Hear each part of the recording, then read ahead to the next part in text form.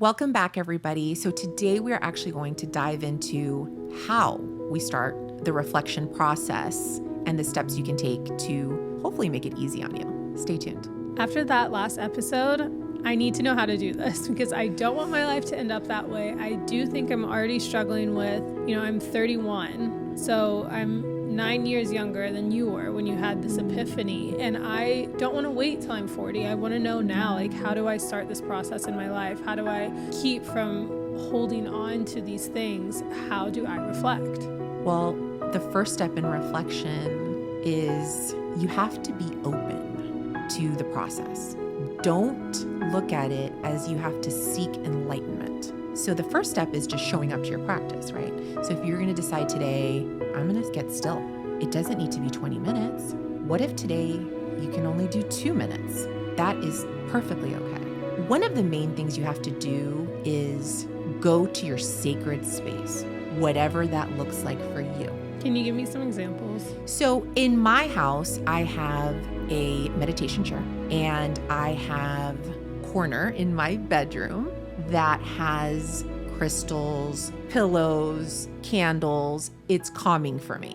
Everybody knows in my house that is my sacred space. So I go to that place and that is where I do my reflection. Is it every day? No, because sometimes I don't feel like sitting in the chair. Sometimes I go to my bed and I lay down. And that's what I feel comfortable doing that day. Sometimes I get out for a walk in my neighborhood, on the trail. Sometimes I just sit with a towel in my front yard and I look up at the sky and I have my music on and I get to center. I think the deflectors listening, like myself, would hear that and say, oh, so I don't need to start today because I need to go buy my stuff so I can set up this perfect little spot. But no, you don't have to do that. You can start anywhere, anyway, pick a corner, maybe add to it later, but you don't have to create anything to reflect. You don't. You really don't. And you can lie in your bed because oftentimes we're in our beds, but we're not really resting. We're on our phones. Yeah, that's just so true. The reality is we're scrolling in bed. Now, some reflection will require you to listen to a meditation. Your phone will be nearby because you're listening to a soothing meditation.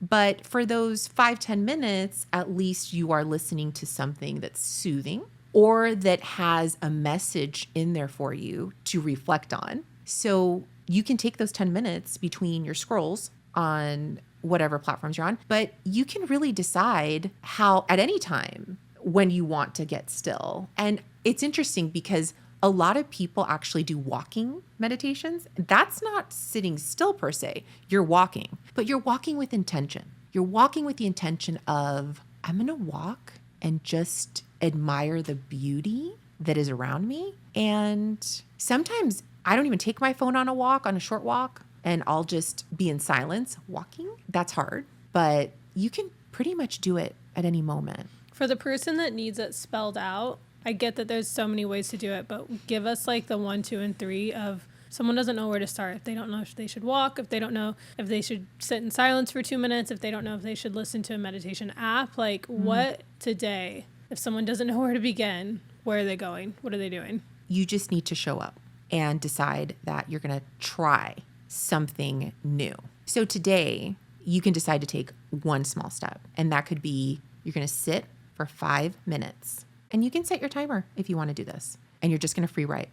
Find a quiet space and sit in stillness, in silence, and you're going to sit with some thoughts. And if you want to free write them in a journal. Another option you can do today is just sit in the quiet. Put your phone in the other room, go to a place, a bedroom, wherever there's minimal amount of stuff and clutter. Lay down, sit with your coffee if you want to, but sit in silence. 5 minutes. Again, the phone has to be in the other room. Monotask. So focus on that one thing. If you are sitting in that room with 5 minutes of silence, that is what you're doing. And you're just going to enjoy that cup of coffee. You're done for the day. Tomorrow, move on to something else. So it really can be that simple. We don't have to overcomplicate it at all. Okay, everyone, you heard that. We have homework. Yes. I hope it's easy. It's easy homework. That sounds doable. I don't do anything like this currently in my life. So I do think that I could implement that for sure. There's really not an excuse to not. I can give myself 5 minutes. We all have 5 minutes. People say they're too busy, then your priorities are out of whack. You can find 5 minutes for sure. Absolutely. Check that screen time. Yeah, that's scary. Because I'm sure there's more than 5 minutes available for you to spare, speaking to myself here. Yes. Well, we're all guilty of it. Absolutely. Even the most deeply spiritual people are guilty of it. I mean, it's just, this is the world that we live in. It's just, we have to try. That's it. You just have to try every day, at least for 5 minutes. If someone did want a guided meditation, which one would you recommend? So the funny thing is, I find meditating in complete silence so challenging. But 2 years ago, I started downloading these apps that are available, the Empower app, the Calm app, Headspace. They all offer a wide buffet of meditation items. If you only have 1 minute, they have a 1 minute meditation. Sometimes these apps base the meditation on what you're feeling. So if you're like, I'm feeling anxious, they'll give you one maybe for 5 minutes on how to bring down your anxiety. My friend has an app called Superhuman app, and it's it's just like that. And I think they give you like 2 free months too to try it. There are so many resources out there, even on YouTube, that's free. There are great people on there. Sometimes I listen to just someone giving affirmations, and I'll listen to 8 minutes of just positive messaging. You're right, because it doesn't have to be actual meditation. It doesn't. I keep having to remind myself that because that's what I keep picturing visually, but it can be a walk. It can be journaling. It doesn't have to be meditation. Absolutely. Sometimes, and I've been testing it with my kids, people just don't have the attention span too for some of these things. Which I do think some of that can be developed. Absolutely. Now my practice is heavy. Really? So like, there was a point where I was meditating like 2 hours a day, like Whoa. an hour in the morning and then an hour before bed. It's much shorter now because I've been able to really regulate my nervous system, and I do a lot of things actively. Like I believe in walking meditation. I think that's a meditation. You're walking, but you're intentional. Like, I'm not just walking to get fit. I'm walking to clear my mind. I'm walking to observe the world around me, get connected to a higher source, get the messages. So I'm walking with intention. That's a meditation in itself. And then in the morning, I've actually been cutting my meditation practice, but I do like 8 to 10 minutes focused. Like, what is it that I really want to focus on? And sometimes I just hear these affirmations as I'm making my coffee, but I know they're getting into my subconscious. It really helps if you do it right when you wake up in the morning because your brain is still not active. So that's the trick with some of these things is you want to do it first thing in the morning while you're still somewhat groggy, sleepy, because that's when your subconscious is really open. So you're getting all these really good positive messages in. And then right before bed, again, your brain waves are slowing down and you're able to really get in there and get into the subconscious where a lot of the change happens. So I encourage you today to just start. You just have to try one thing. And even if you do anywhere from 1 to 5 minutes, that is a victory. And keep going. Tomorrow, decide however many minutes you want to do. And just build on that. I mean, again, all of this is just building, taking small, actionable steps that work for you, but just keep showing up to the practice. And eventually you will see the results. How will someone's life improve once they have created this habit of reflecting in their life? Just through my experience and with clients and friends in this space, what I have found is that they are waking up more energized to face their day. Like they're actually excited about living. So they start to wake up like refreshed almost or like energized at possibility. So you wake up every day like feeling a sense of purpose.